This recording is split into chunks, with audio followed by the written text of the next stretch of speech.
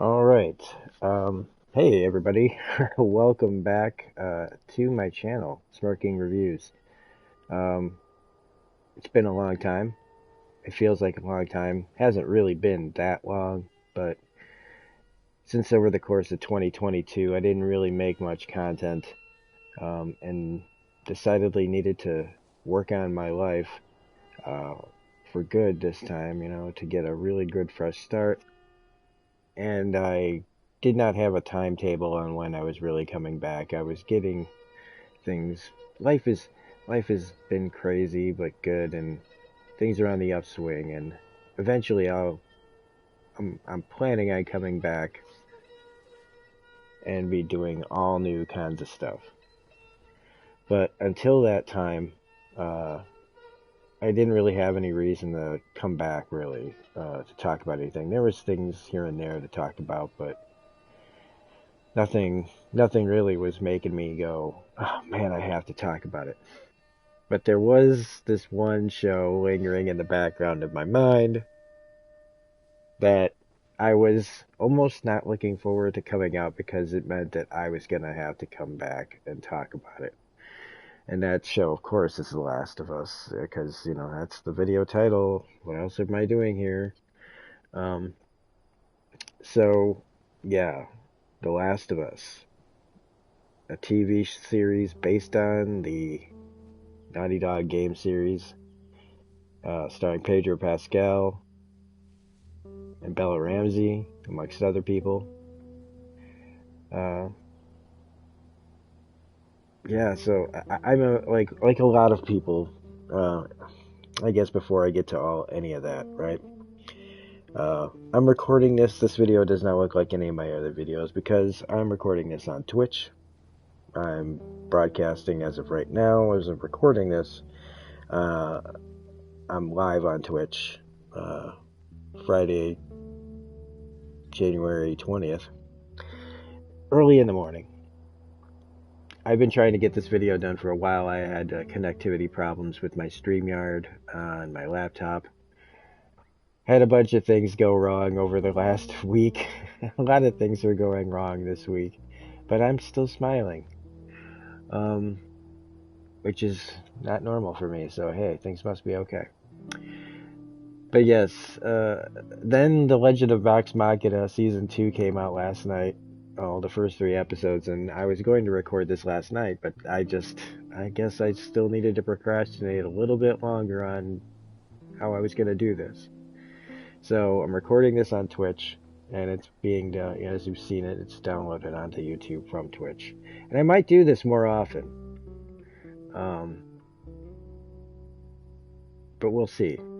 But I thought, well, I didn't think of this. I can't take credit for this. One of my subscribers, Devra, she suggested I play the game on Twitch and review it there. And then I realized that if I did that, I could also download it from Twitch to YouTube, which is something I just about The Last of Us. Well, welcome to my channel, everybody, because this is how it goes.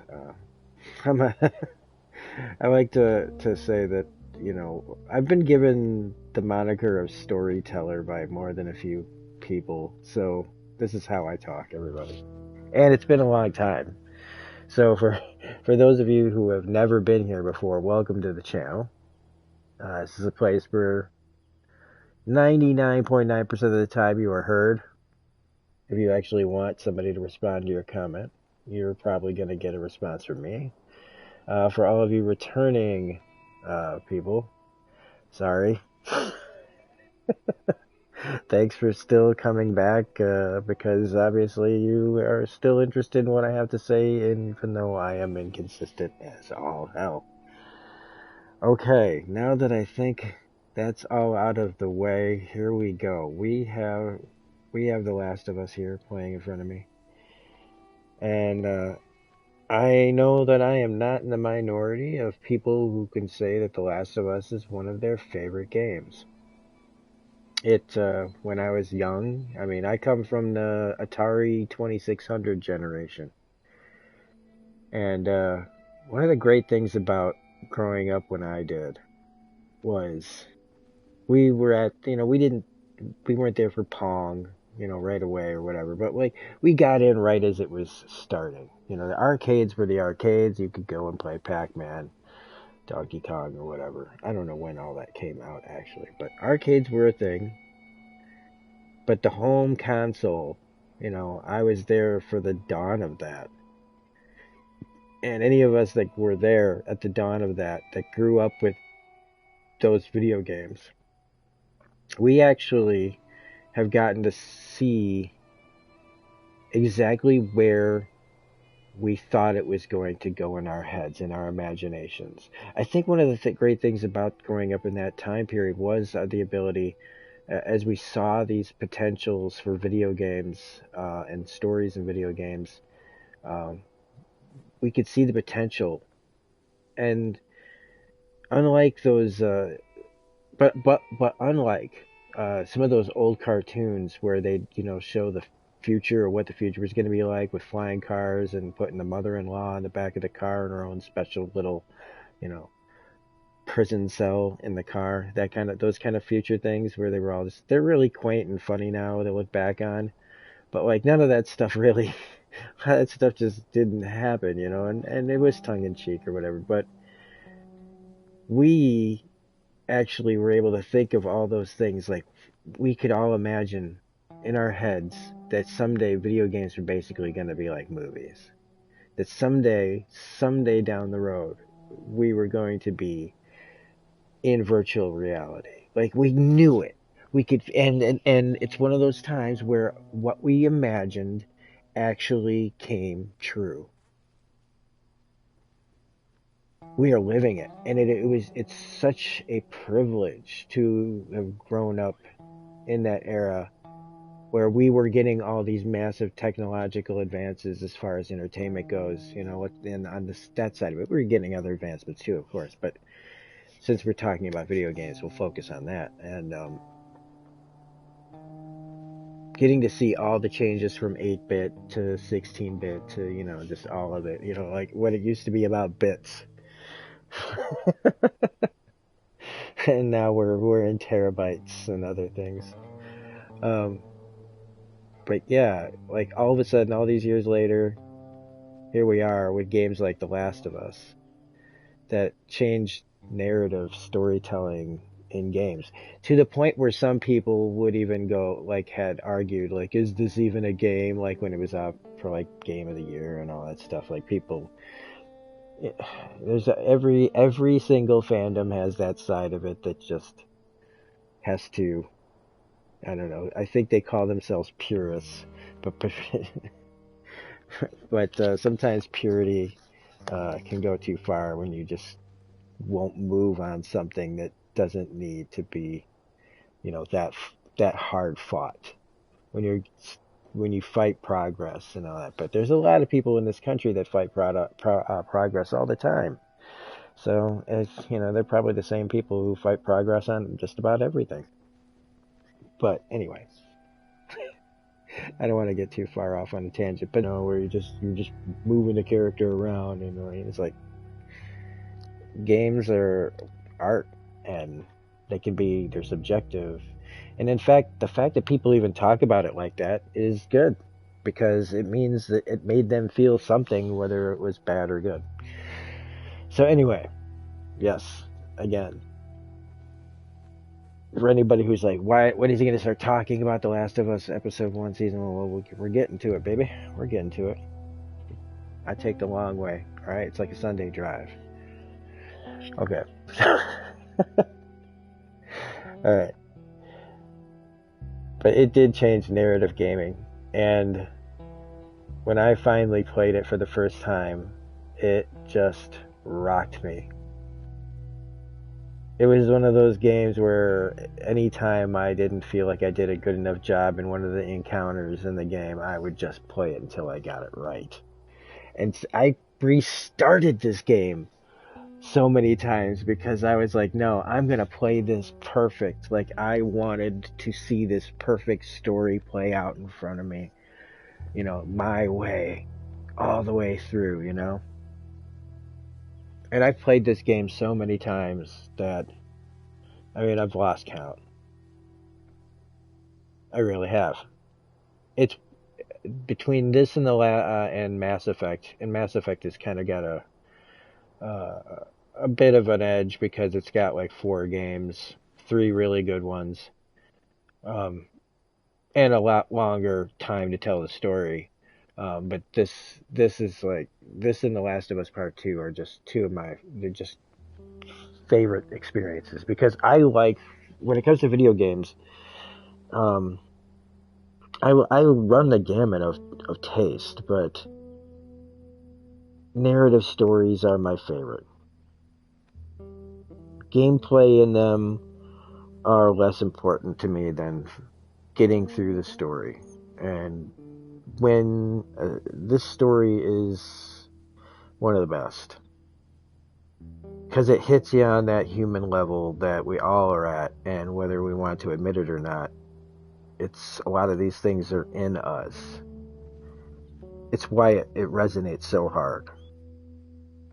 This story of the man at the at the beginning of the end of the world, then losing his entire world, and what that did to him, and going forward when he's given the opportunity to take care of someone that reminds him of, you know, puts him in a similar situation from when he was younger,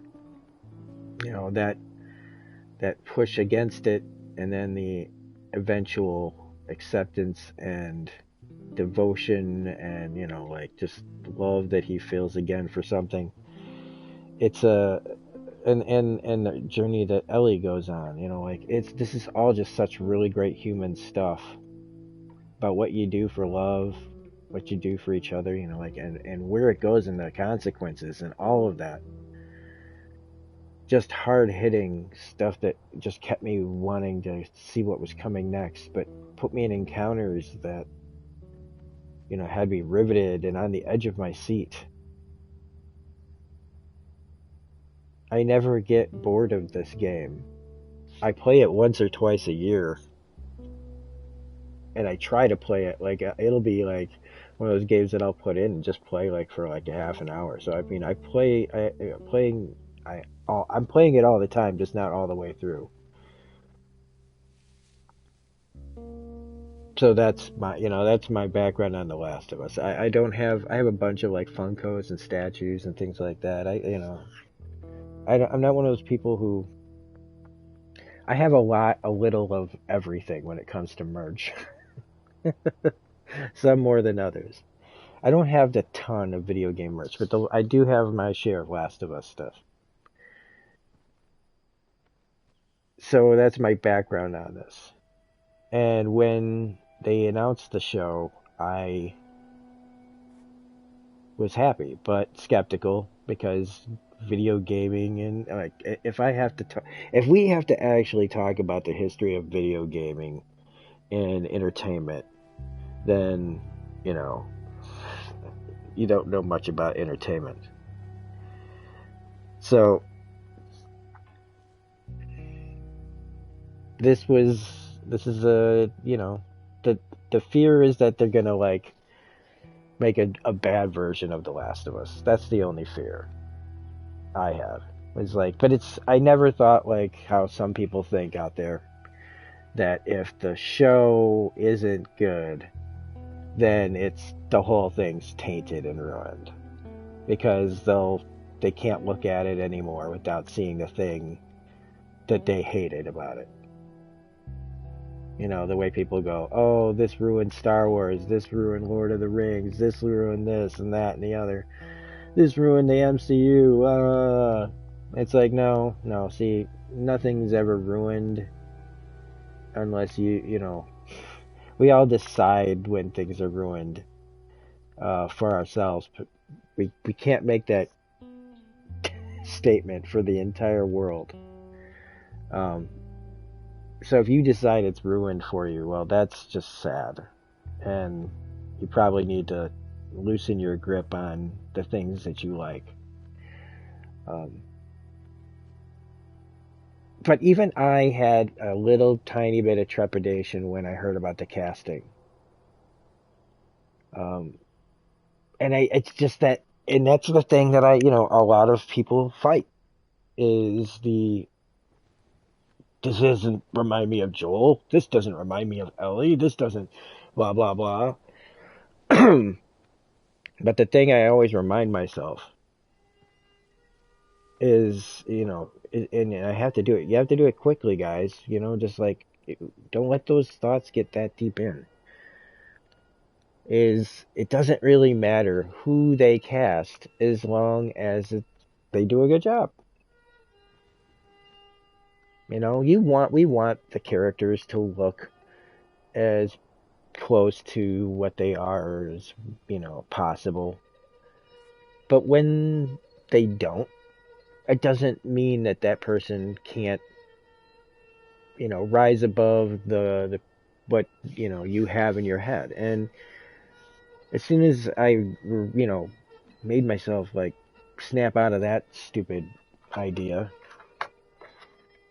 I knew that Pedro Pascal, who, I mean, let's face it, we haven't had Pedro Pascal in our entertainment lives for really that long, at least in America, right? Americans were introduced to Pedro Pascal mostly from Game of Thrones, and that was like not that long ago, the beginning of that. Like he showed up in like season 4? No, or was it season 3? I want to say season. Gosh, when? Yeah, I think it's season 4. So it's been like 10 years of Pedro Pascal. That's it. Yeah, it's just silly. And I want to welcome since this is on Twitch, people can be joining in here. Desiree here is with me. Yeah, it's all silly. So, I mean, Pedro Pascal has only been around for 10 years, and boy, oh boy, has he been busy. And he's one of those actors that is just, he kills it every time. So, anybody that was thinking that he couldn't pull off Joel because he's Latino, just get your head out of your ass. Get your head out of your ass, and sit down and watch the performance. And that goes for Bella Ramsey too, who again another Game of Thrones alum. I had my doubts because it wasn't really about whether or not she looked like Ellie to me or not. It was mostly because I was like, man, I heard how she talks on Game of Thrones. I hope she can do the voice. That was my main thing. I was like, can she do the voice? Can she do an American accent well? But that's again just a thing we'd have to wait and see. And it turns out she can. And she's also a really great little actress who, if you want somebody to have fire in the character, well, one of the most fiery characters of recent memory is her character on Game of Thrones. She came out like gangbusters, like, and everybody fucking fell in love with her on that show. And get ready to fall in love all over again. Um, and then rounding out, like I said on my little car video where I announced this, that I was going to be talking about The Last of Us.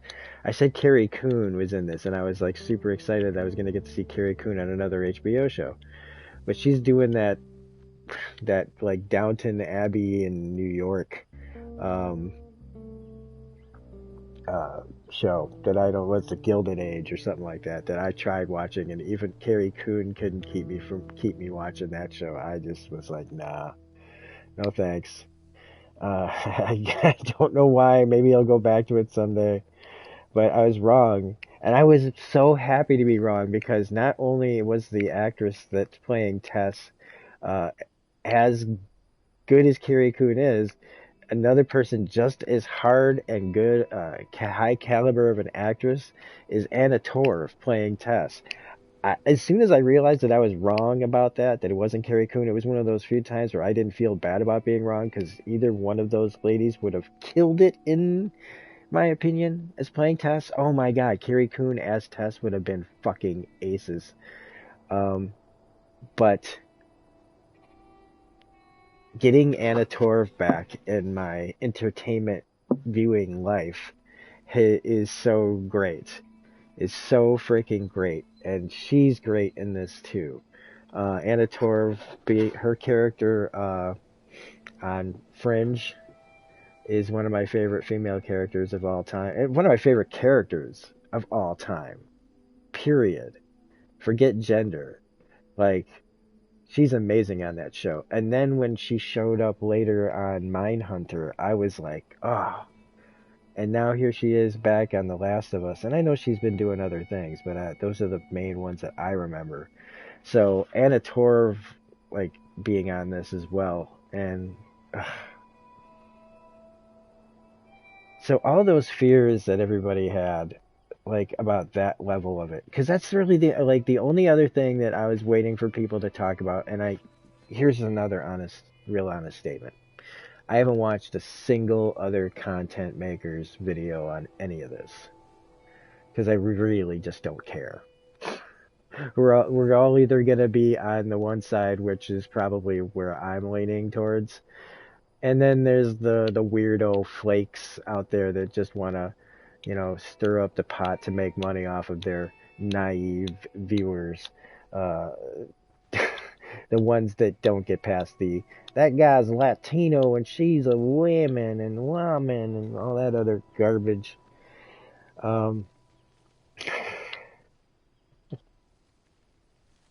So, anyway, we are going to be talking full spoilers for not just the show, but the game. This is a video for the people who have played the game. If you haven't played The Last of Us by now, it's been like 10 years. There's a statute of limitations in my book on some of these things. So, the very young, the ones who wouldn't really have the opportunity to have played it yet, sorry. Come back after you've played it. Anybody that hasn't played it, come back after you've played it if you don't want any spoilers that we'll be talking about, show spoilers. Because there's no way to talk about game spoilers without talking. The big stuff in the show, in the game is going to be in the show. And so here we are. We're finally at it.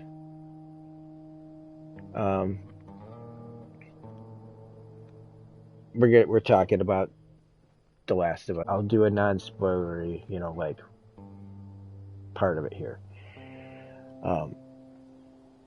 The broad spectrum, like if you just listen to one thing and then click off after, this would be it. This is my first impression, is that they not only gave me what I wanted, they exceeded it.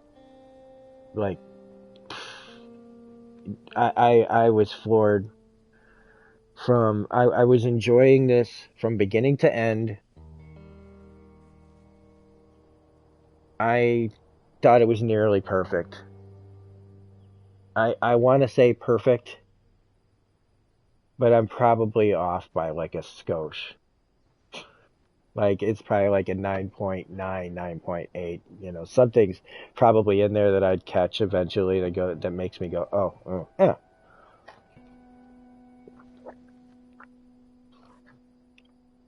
But I'm very happy and pleased to tell anybody that gives a shit.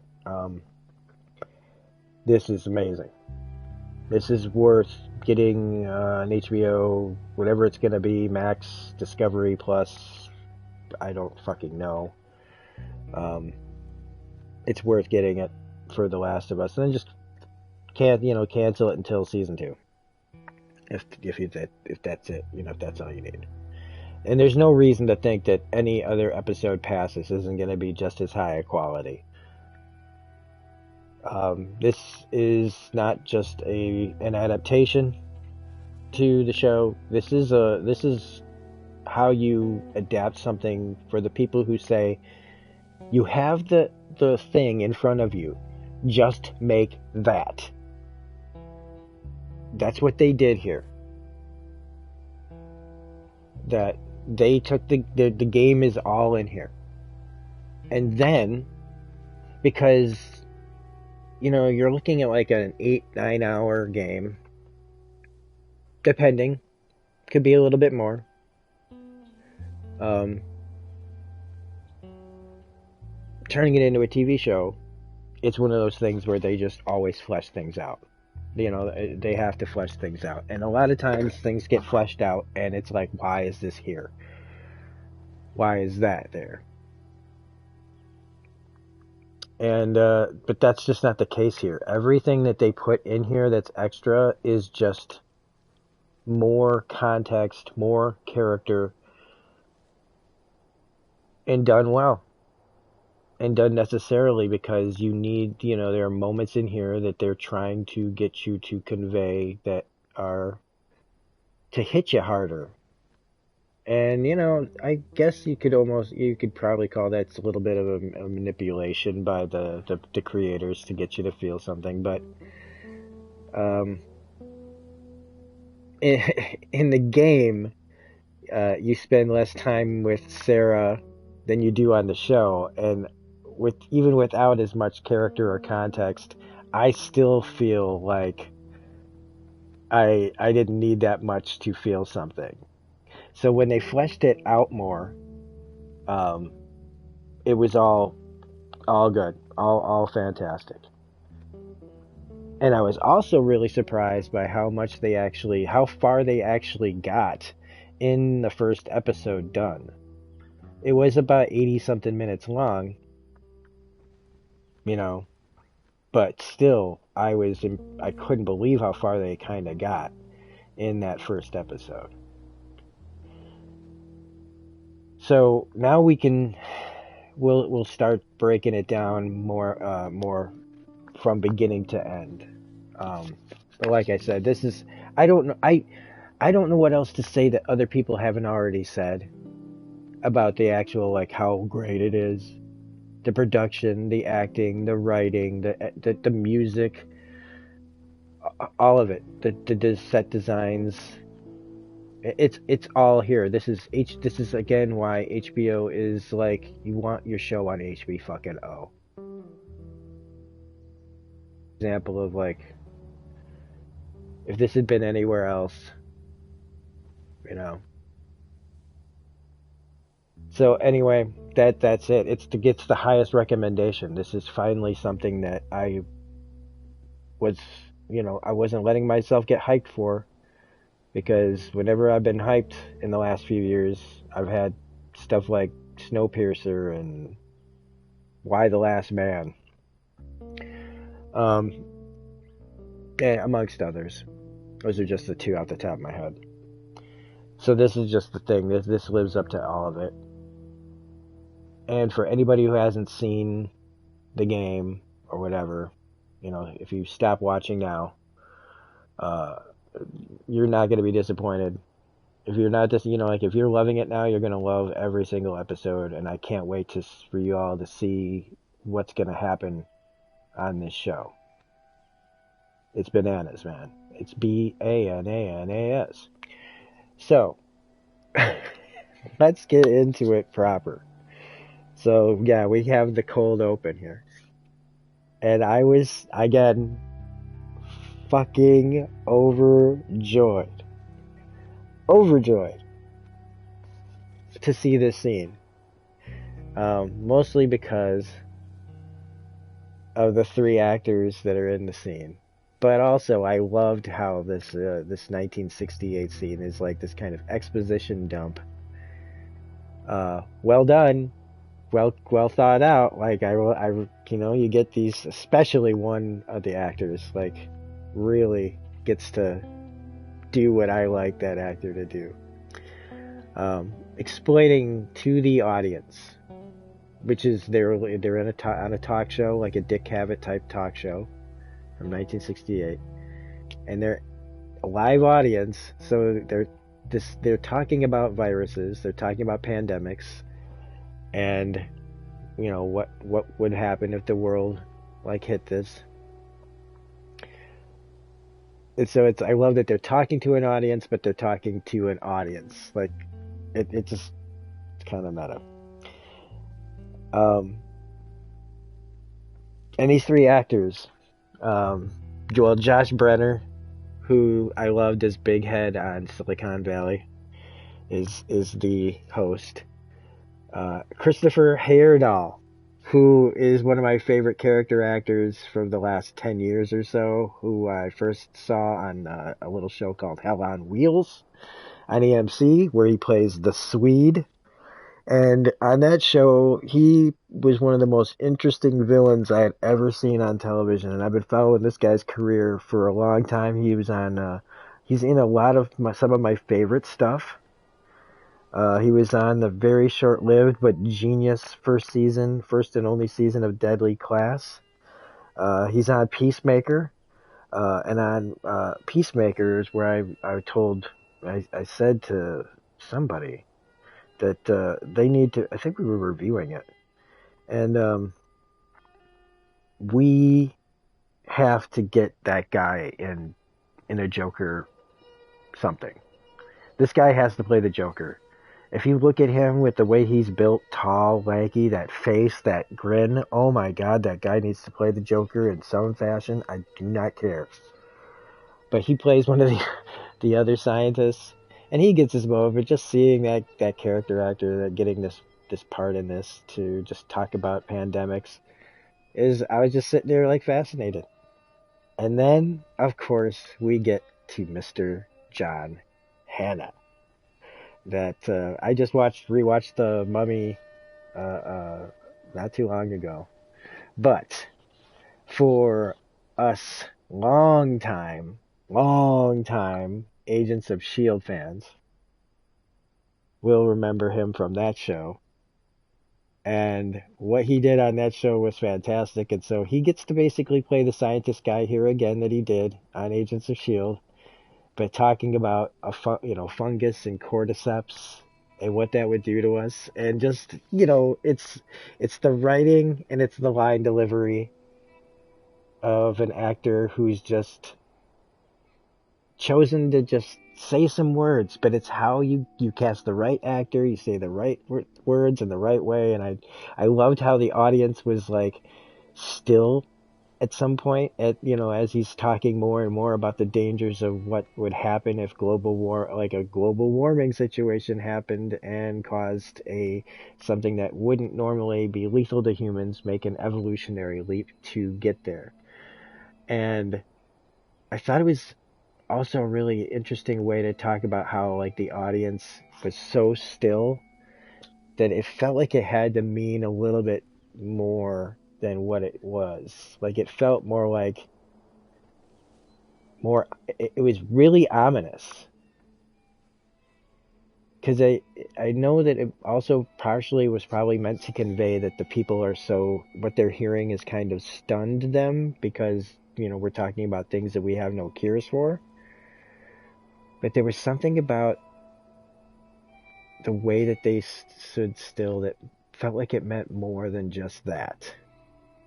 Almost like some sort of like, I don't know, 30 years when this actually like from the 1960s to when the story takes place. I don't know.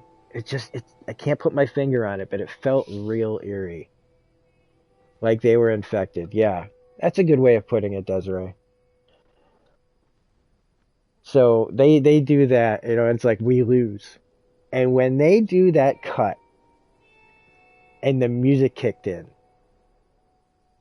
because I watched it with my headset on that I'm recording this off of, my Sony headset.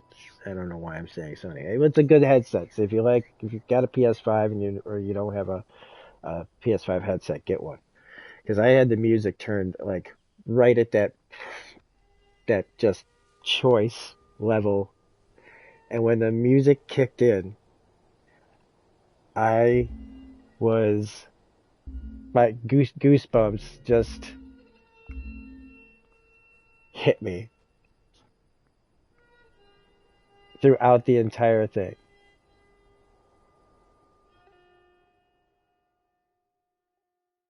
Played all the way through to some gorgeous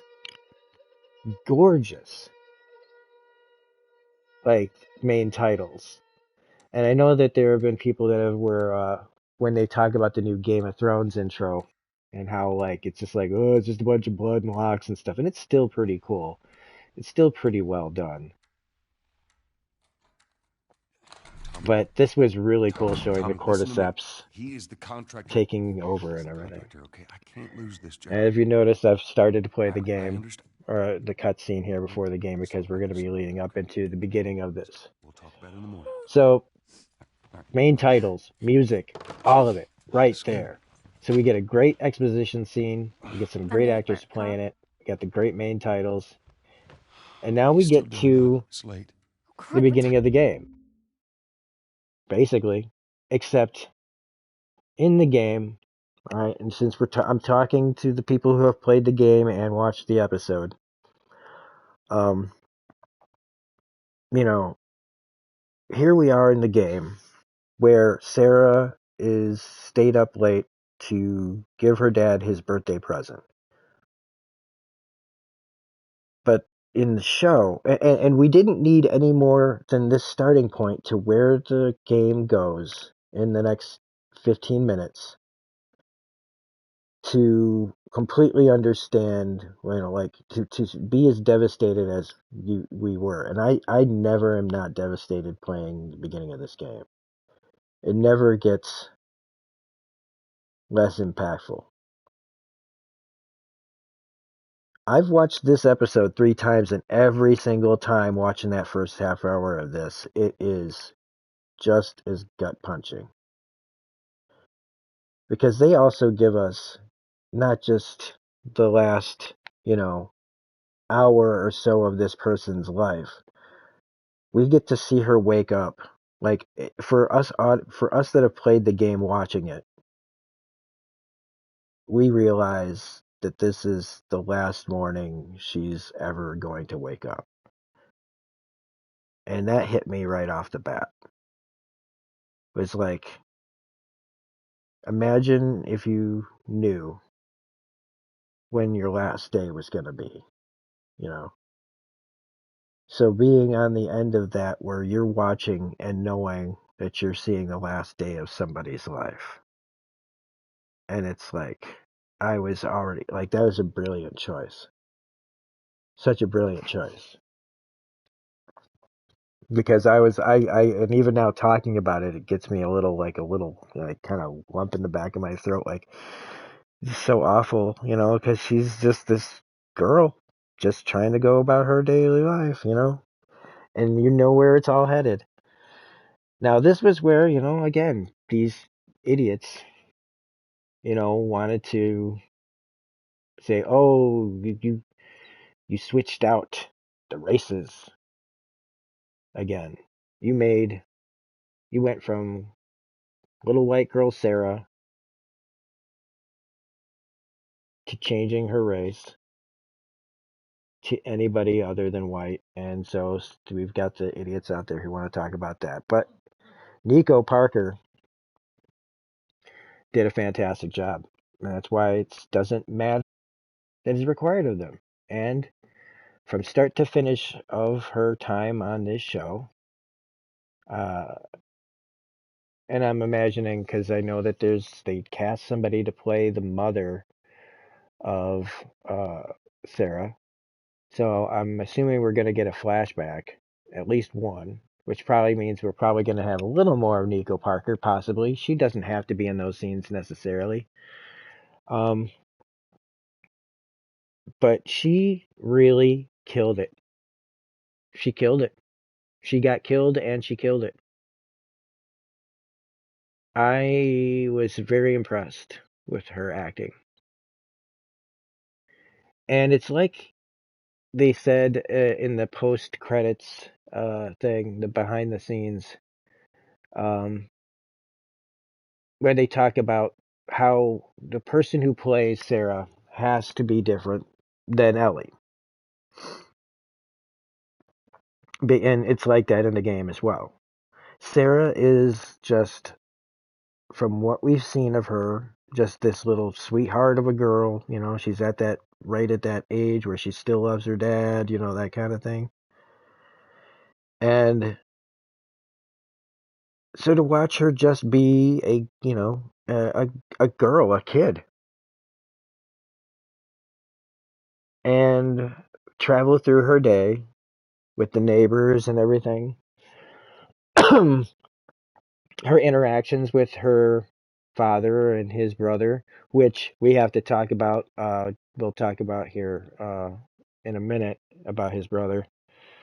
Um, but we really got to see this girl's daily life, and it's not anything that we haven't seen before, but it's like knowing what we know as far as the people who've played it before. We have an advantage on the ones who don't because, to anybody who has not seen it, they're setting up a protagonist. You know, like when we were playing the game, all right, the surprise in the first place was that you were playing as the daughter at all. Because if you'd seen the game trailers and everything, you're playing as Joel. And so it wasn't hard for us to realize that from the get-go as gamers, something probably is not going to go right for poor Sarah. But that doesn't mean that we're already built in to care about Sarah. So it was a surprise that what they got us to feel like in that short amount of time. So for people who have not played the game and watch this, they're kind of watching something that they've seen a million times. And that's the trick. That's the show fooling you. That's the show like leading you down the path to oh la la la la la la la. Yeah, there's something happening behind the scenes. She's kind of wondering about, she's hearing reports and, things start to escalate as her day goes on, but she's still going about her daily life. And there's no reason to think that she's not going to be the one, like fighting with her father after the end of the world. And so all the stuff that they added here, not only does it make it more tragic, but since it's able to fool the audience that doesn't know what's coming into what's coming, it probably hit them even harder than it hit a lot of people who played the game for the first time. I'm sure that there's plenty of like probably reaction videos out there of people just breaking down, bawling all over again who have never played the game, because there's tons of those reaction videos of people watching the beginning of The Last of Us for the first time, just falling apart. But in the middle of all this, though, there is just couple of really cool moments. I love her finding the knife and stealing the money. I thought that was great. I love when she goes to the watchmaking place where you start to see the real danger being felt, the effect of it, telling her to just get out, like getting the watch from the guy real quick, and then going over to the neighbors and see that was like that first really creepy moment with the grandmother sitting in the chair behind her, just out of like, focus as the virus like takes a hold of her from behind. Like, oh my God, that was so freaking amazing. I really freaking was scared of that creepy as fuck grandma, man. I was just like, and then the scene where she's just sitting there and the dog's looking at it, like, uh, like it made me think of The Thing for some reason. I don't know. Oh, um, and then we get this scene. Well, no. Yeah, we get this scene where Time is it? she gives It's him way the past your watch, bedtime. and it's all here. Honey, please not right now. And I'm not gonna make we you do also this. have to talk about how Here. that's the shirt, What's I this? believe. That's the Your shirt birthday? that she wore on the show. Is here in the game is on the show. You kept complaining about And breaking this all bottles. plays out. So Except I figured, you know. what they added was You like it? her falling asleep and him getting the call But from honey, this is... Tommy in jail. It's What? nice, but And I want to talk about Tommy real quick because think it's Tommy stuck. is What? No, for no, no, no. another nice Oh, ha cut ha. for us Agents of S.H.I.E.L.D. fans. Where did you get the money for Tommy is this? played by Gabriel Drugs. Luna, I sell who hardcore is drugs. Oh, good. the You started helping out with the mortgage then. Ghost Rider. Yeah, you For wish. some of us, like yes, the Nicolas Cage movies do exist. I think they're a bit of fun as long as you understand what they are, which is basically just a bit of fun that really should have been something so much better. Because the Ghost Rider is an amazingly cool character. But Gabriel Luna is our Robbie Reyes, Ghost Rider from Agents of S.H.I.E.L.D. Again, another Agents of S.H.I.E.L.D. from the same season that John Hannah was on, season 4. So it's cool to see Gabriel Luna back here. But anyway, he goes to get him out of jail, which explains where he went, which is not Hello? explained here in the Sarah. game. Honey, I need to get your daddy on the phone. Hello? And then having Joel come in and shoot a neighbor. They give her something to do. And that was great. I'm What was sorry, that all about? but that was great. It was a more personal, like, Dad? it made it more personal for the character, which Daddy? when they introduced the neighbors, I was like, oh, these are the ones that are going to get killed in front of us probably. I thought it was a much better replacement than You in here? um, Where the heck just are having the you? neighbor come by and Joel just shoot him uneventfully. Well, not uneventfully. It was very eventful for the characters. And it was a shock because they were trying to get, they had a lot to do in a few minutes. So with the show, again, this is where fleshing things out helps. So it gave Dad? a more, putting the neighbors in there makes it more personal. These are people that she sees every day. These are people that she, helps out. This is, whether or not you like those people or not, this is something that Sarah does because she's a nice person.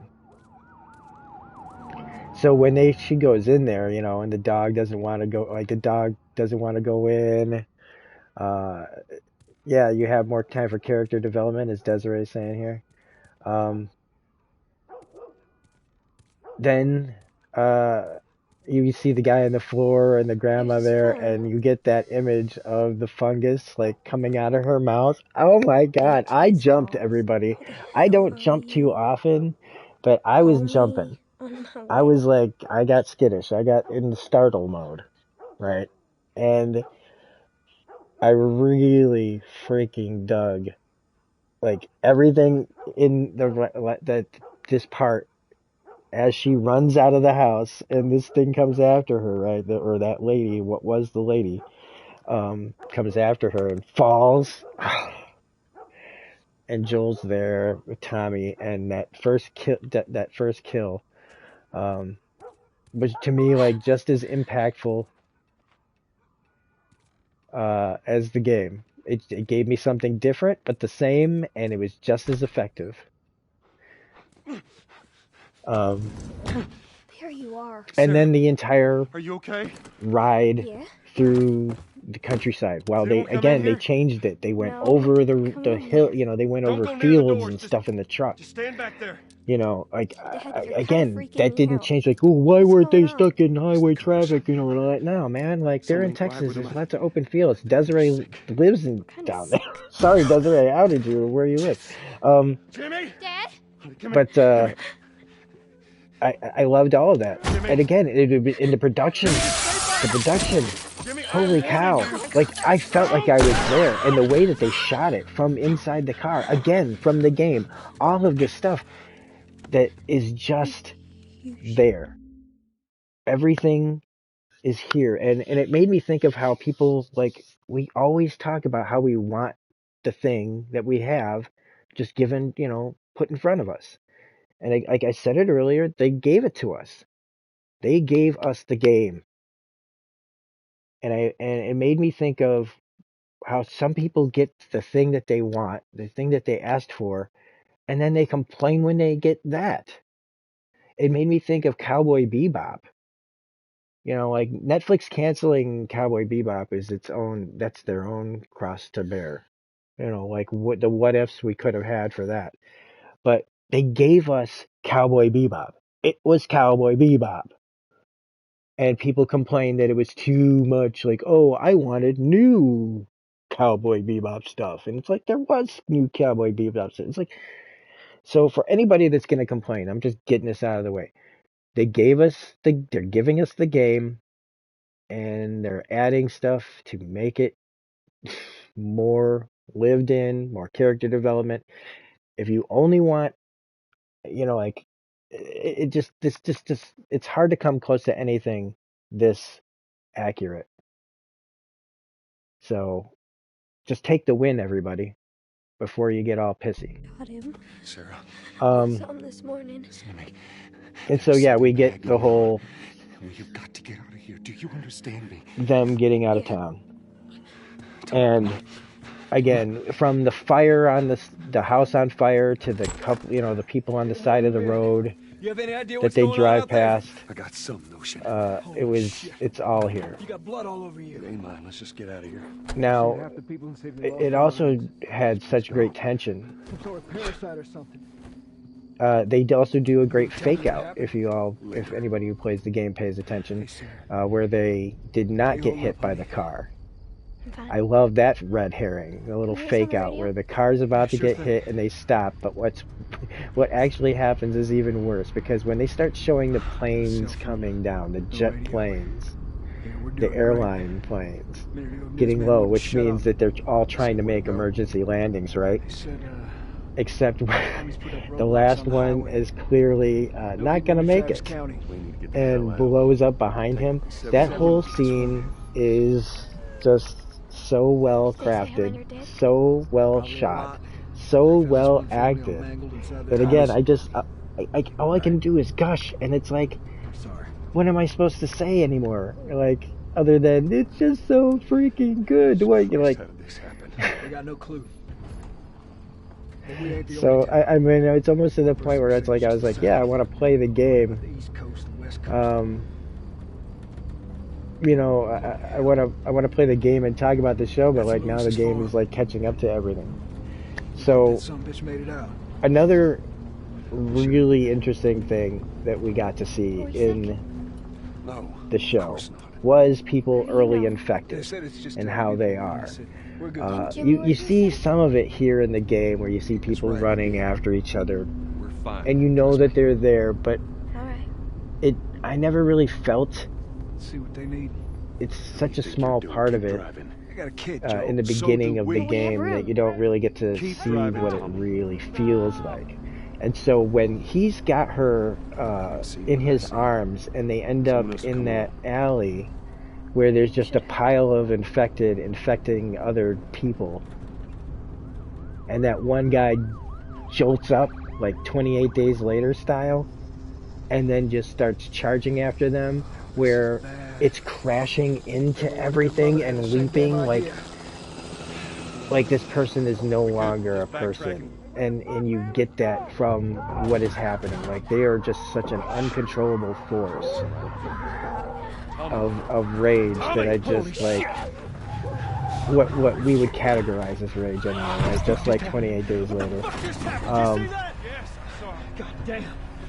That it was just another addition to how scary that situation is and what this is actually going to do. And we didn't get that. I didn't really feel that too much in the game comparatively. But all of this, the crowd scenes of what it would feel like, and again, how they shot it, it's all there. Neil Druckmann, man, must have had so much where the fake out happened on the show.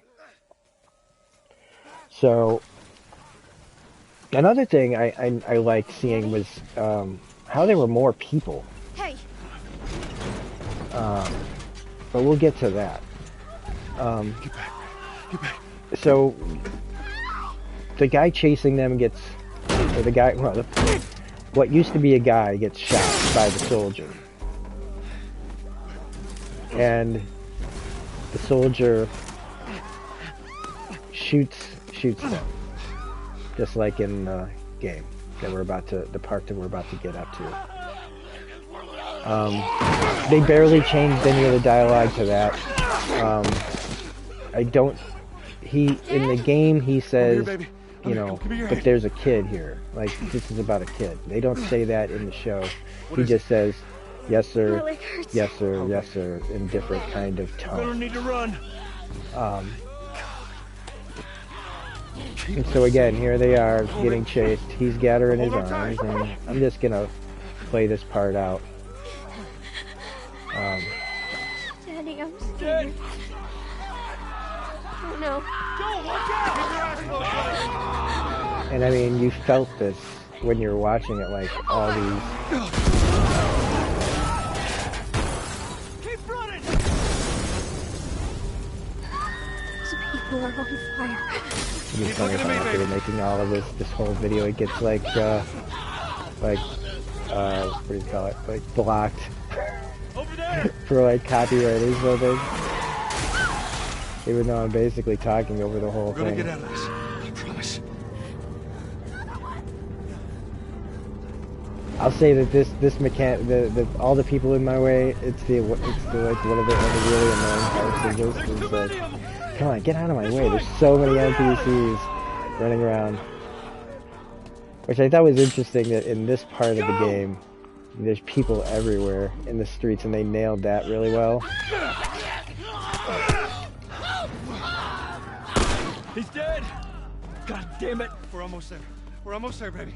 But then when we get to 20 years later, there's like barely anybody walking around. But that was the point I was about to get to, was that after we get to the 20 years later part, I really like how they showed there are plenty of people still around. And they shot a lot of people. I don't mean literally shot. They put a lot of people in scenes, more crowded scenes than I expected, because the game is pretty sparse of people sitting around. They just kind of, again, they put you in little scenarios. They actually kind of put you in like real tight areas that don't really feel very open. Let's see.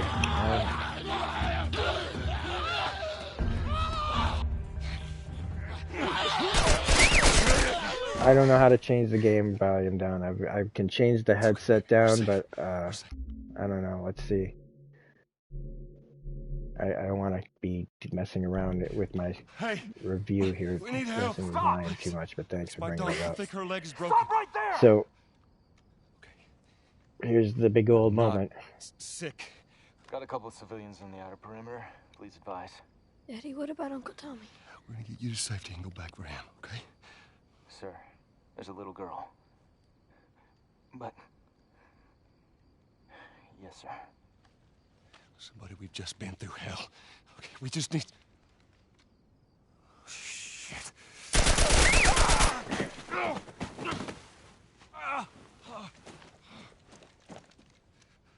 Please don't. Yeah, I mean, the big difference is he doesn't have a sniper rifle in the game. Why does he have a sniper rifle? Well, I did, I know, baby, I know. like that they showed he's a combat veteran. Listen to me, I know this hurts, baby. You're gonna be okay, baby. Stay with me. All right, I'm gonna pick you up. I know, baby, I know it hurts. Come on, baby, please. I know, baby, I know. Sarah.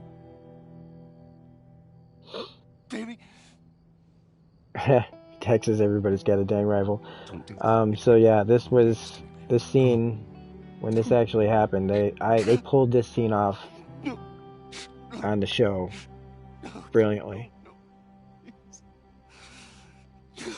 And they even, I think, kind of let it go on a little longer on the show. Seeing, though, like in a video game was hard enough. Seeing it play out in the real life, well, not real life, but, you know, in live action form. No, they killed Nico Parker for their show. It was just as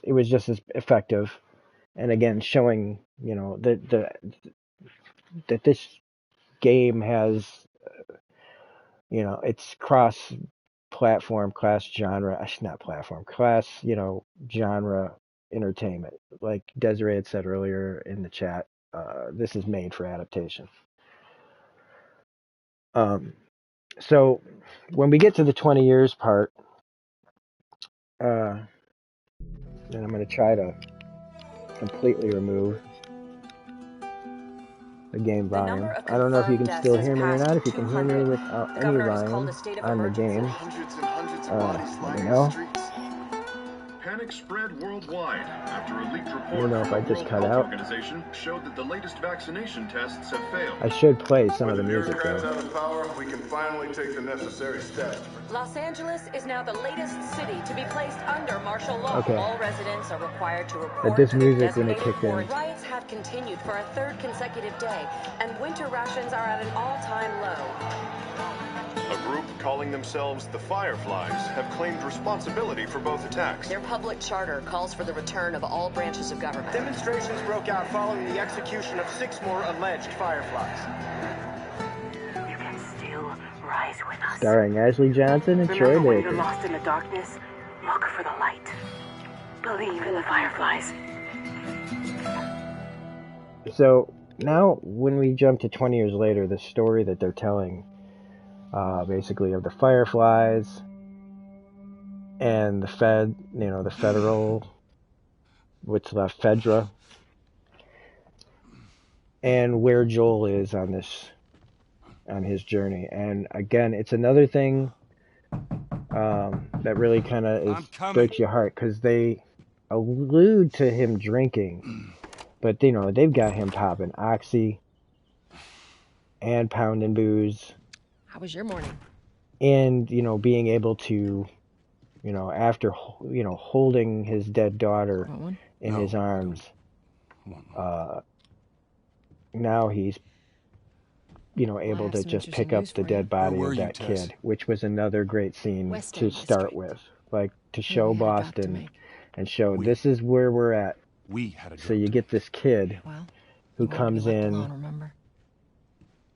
He's been out by himself, and they do the test and he's infected, and the lie that they tell him to just so that he doesn't suffer anymore, like more than he already has. Ration cards to last us a couple of months. Easy. To that hard cut of the fire pits, like you're safe. I was on my way back here and I got jumped by these two assholes. No, you're right? not. You're dead. Yeah, they got a few good hits. This is a graveyard. This is just. Look, I managed. There's people here, but it's still like one great big graveyard. Still with us? And that's funny. Him able to just the way he dumps the body. They were a couple of nobodies. They don't matter. Like, what matters? He's numb. He doesn't have any reason to live. Like his world is. He is just going on. He figures he's gonna get us first. Son of a bitch, he's smart. No. Just he's not smart again enough. The way he conveys all that. I know where he's hiding. Like the lady next to him isn't so far gone that she can just throw a kid in the fire. Can't say and he just does it like it's just a ready thing I gotta do. I gotta do to get booze and food and keep a roof over my head. And Pedro did a fantastic job of conveying all of that. Tess. We better hurry up then. And on the show, Tess, played by Anna Torv, where we're introduced to her, is we get to see what they again didn't show in the game, which was her interactions with Robert, the guy who they seem to have been working together at some point, falling out, whatever, and is now like their kind of mortal enemy, if you want to call it, like their big enemy on in Boston with whatever they're doing. So we get to see her being more of a badass than she already is in the game. And that's it. That's all that's all there really is to say about it. Anna Torv gets to play this like hard woman, hard person who's had a lot of hard things happen, and she is just not to be trifled with. And getting Brendan Fletcher, another good character actor who's great at playing kind of weirdo characters. I think he was in, if I'm not mistaken, he was in Violent Night. He was the one uh, guy, a part of the team of that John Leguizamo has in Night Out, or an Evil. God damn it. Um, Violent Night, that had like a personality, like more than a personality, more than the two that get, the Home Alone treatment later, but the guy that was like had the gun on everybody was like the psychopath or whatever. Well, anyway, he plays Robert in this, and I thought that was a nice little touch as well. And so we get to see them in this life of what they're doing. Like, he is trying to get to Tommy, which is also not in the game, but gives Joel motivation for something. Because, like, in this, his only motivation right now in the game is to get the guns that they need and just keep living, right? They're just surviving. That's not living. In the game, in the show, he's at least they're giving him like some sort of purpose, which is to try to get to Tommy, which is why they need a car battery, which is why they're working with Robert, and which is why Robert trading or selling the battery causes the conflict that you need in the story to, without conflict there is no story, blah blah blah blah blah. Story 101. So that in itself actually adds more than what the game gave it, right? So if anything, the show is a bit of a narrative improvement on an already really good narrative game. So it's like, oh gosh, I really like chocolate ice cream. Oh my god, and then somebody puts chocolate syrup over your chocolate ice cream, and it's just like, oh, it's just even better. Makes it even better, right? I mean, unless you believe that there is too much of a good thing, which, in certain times can be. But we're just talking about a little show that is just expanding on the universe ever so slightly. And, I mean, in a nutshell, that's The Last of Us, Episode 1, Season 1. I mean, it really is. I almost feel like I gotta stop playing the game. I thought I could do both and talk about it, but I don't want to be talking for a million years. So, we're covering like all the other stuff. So another interesting bit of casting we had in this was Merle Dandridge, who plays Marlene. And Marlene is like the actual actress that they had mocapped in the game as her character, and she got to play her here on the show. Thought that was fantastic. It's great for a voice actor to get, work as an actor, not just a voice actor. God, I'm making it sound like voice acting isn't awesome as hell. Like, oh, they just have to be voice actors. But voice actors are awesome. But it gives her a chance to actually play the character she played in the game, and that's really cool. And it doesn't hurt that she's a fantastic actress. Speaking of her, though, we get more of the Fireflies in this. Not tons, but I don't know if we ever really needed tons of the Fireflies. I think one of the things that makes the Fireflies work is they're this thing that's been going on, and the way that both the game and the show tells it, they are on the edge of like complete, like, they're about to lose. They are about to not exist. They are being hunted down and taken out. And they both the show and the game conveyed that really, really well. But I did think it was that the game didn't give us quite enough of that. And I like that here because you want to kind of understand what the Fireflies are going for here. And in order to do that, you have to flesh it out a bit more to understand that why they think even more than their cause, right? Once they find Ellie, once they find out that she's immune, it's more important to get her where they need to get her so that they can get the cure more than it is really about Fedra. Maybe it has to do with, like you could say that maybe they're afraid that if Fedra found out that they'd just fucking kill her or something like that or whatever. But I like to think of it right now, at least, that it's more of this is more important than what we're doing. Like, this could save everybody kind of situation. But they also, one of the things about the Fireflies that they also convey it here is the different ways that people feel about them. Like they're kind of set up as these saviors, right? We're the ones, like the rebellion, like we're the ones we're going to fight back against whatever. But there's kind of arguments to be made for both sides in this. But when the world ends, you know, our world here hasn't ended in real life. But I do feel like there's a lot of realistic scenarios that are happening in this game that would be kind of I'd say some sort of preview of what we would be looking forward to if modern history became history, right? Definitely gave the vibe that Marlene is like finding the cure is more important, yeah. And so when we get to like meeting Ellie, played by Bella Ramsey, who I haven't talked about since like the beginning, and when I talk about this, it will bring up everybody else actually too, which is Bella had me as soon as I heard her speak long enough to go, oh God, that's it. She's Ellie.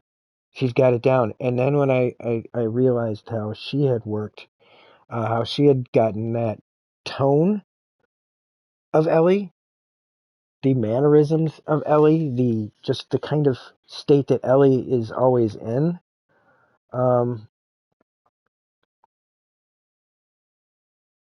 That I was like, oh, I remembered when on both my rewatches, I realized both Pedro, Tommy, and Ellie and Marlene are all like voice tone is almost it's really close. It's really close to the actual the like speaking mannerisms of the game characters. And I thought that was fantastic. It really got me to keep settling into these characters and feeling more and more comfortable that they remind me so much of the game characters that all these fears again kept getting allayed. Every step of this show, any fear I had just kept getting like, oh, you're worried about this? Nope. Oh, you're worried about this? Nope. Oh, you worried about that? Nope. It's all taken care of. We got this. They're literally telling me, we got this. Don't worry. Sit down, watch it. And that's why, like, after watching it 3 times, I'm not bored of it. I'm like, oh my God, I'm like taking more and more of it in. I haven't watched an episode of something this many times in a row in a while, folks. And so we get introduced to Ellie. It's perfect. It gives us a bit different here now. Because in the game, when we meet Ellie, she is very loyal to Marlene. So there is a bit of a change here with Marlene and Ellie's background. They have less of a connection here. They have less time to build a connection here together than they did apparently in the game. But they do establish it here. And it, again, it's not that important in the show, I think, to have such a big, long connection together. Because she's just going to be leaving with Joel anyway. And that connection actually means more than the connection to Marlene. But it's there, and they start to establish it a little bit, just enough, I think, so that, like, Ellie can still feel like what she's doing is, you know, because of what Marlene told her and established in her that, you know, like, whatever, we're going to get you to, you know, all of that. So again, they kept that balance there. All of it is there. And then when you get to Joel and Tess tracking down Robert, finding him dead, which in the game was it okay, it's the only badass moment that they took away from one of the characters in the game, which was Tess killing Robert. Where they catch up with Robert after chasing him down, after taking out all his dudes and everything. You corner him, and he tells you that he comes up with this plan to, like, try to save his life. And she just blows him away and is like, that's a stupid fucking plan. And you can get to that part in the game in less than an hour. So if you really have to watch that part again, just play the game. You can get there quick. But this is where we meet, where Joel and Ellie meet. I thought this would be the absolute end of the episode, but it's not. It keeps going. Where we just get more and more into these characters, with like how she's trying to break down the code on the radio, which I thought was fantastic. Like it was such an Ellie moment of her saying, like, code broken. Like, and that look on her face, that like playful, like, I don't know, I can't explain it, but Bella Ramsey, I assume that she probably had plenty of conversations with Ashley Johnson over the time that they've been making this, which we should also bring up. Ashley and Troy are going to be in this in some fashion. I just don't know what. I hope they're not clickers, but it would be cool. I bet you if they were clickers, they probably had a fucking amazing time. But sitting in that chair getting me, I don't know. Well, they'll show up when they show up. So yeah, their first meeting, it's intense, and it doesn't really slow down. I feel like he's already starting. He already started to like melt a little bit, but things are happening so fast that they don't really have time to think, and I like that as well. The pace that they get put at. So we also have her and that connection to her little switchblade, which is in here. So we get to the final scene where she gets checked, stabs the guard, and then Joel does what he couldn't do for his daughter, which was he snaps and defends Ellie and beats this dude to death that he had earlier sold pills to. And that's a very TV thing to do. I'll say that. But that's the way movies and shows are. They tie things together. A lot of episodes of TV have coincidentally, oh wow, this character's going through this, and they're on a case about that. Oh wow, that just somehow perfectly fits.